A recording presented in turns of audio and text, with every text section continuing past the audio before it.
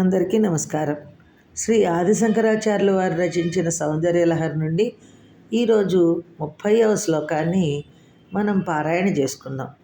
ఈ 30వ శ్లోకం గనక మనం నిత్యపారాయణంలో చేసుకుంటే వివిధ సిద్ధి లాభం జరుగుతుంది అని పెద్దలు చెప్పారనమాట. స్వదేహోద్భూతాభిః ఘృణిభిః గృణిభిర్ అణిమాద్యాభిరభితః నిషేవ్యే నిత్యే త్వాం అహమితి సదా భావయతి యః కిమాశ్చర్యం తస్య త్రినయన సమృద్ధిం తృణయతః మహాసంవర్తాగ్నిర్ విరచయతి నీరాజన విధిం అంటూ ఈ శ్లోకానికి ఇలా చెప్తున్నారు.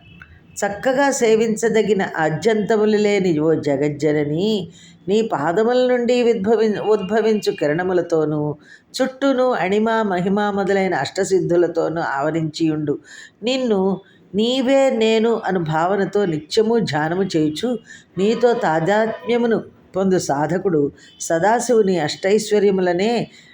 సదాశివుడిచ్చిన అష్టైశ్వర్యములనే గడ్డిపోచవలే ఎంచును. అనగా మహాప్రళయాగ్ని ఆ సాధకునకు నీరాజనమెత్తునన్నటలో ఆశ్చర్యమేమున్నది?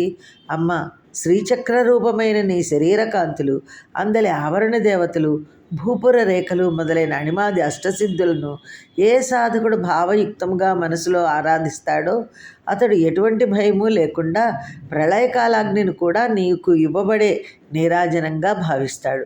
ఓ దేవి, ఆద్యంతములు లేనిదాన, లోకమంతటి చేత సేవించబడే జగన్మాత, నీ పాదపద్మముల నుండి ప్రసరిస్తున్న మయూఖములతోనూ అణిమాది అష్టసిద్ధులతోనూ నిత్యము సేవించబడే నిన్ను అహం అనే భావనతో నిరంతరము సేవించేవాడు.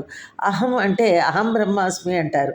నువ్వే నేను అనే భావనతో నిరంతరము సేవించేవాడు ముక్కంటి అయిన సదాశివుని ఐశ్వర్యమును కూడా తృణీకరిస్తాడు. అతడికి మహాప్రళయ కాలాగ్ని నీరాజనము పడుతున్నది అంటూ ఈ శ్లోకానికి అర్థం చెప్పారన్నమాట. ధన్యవాదములు.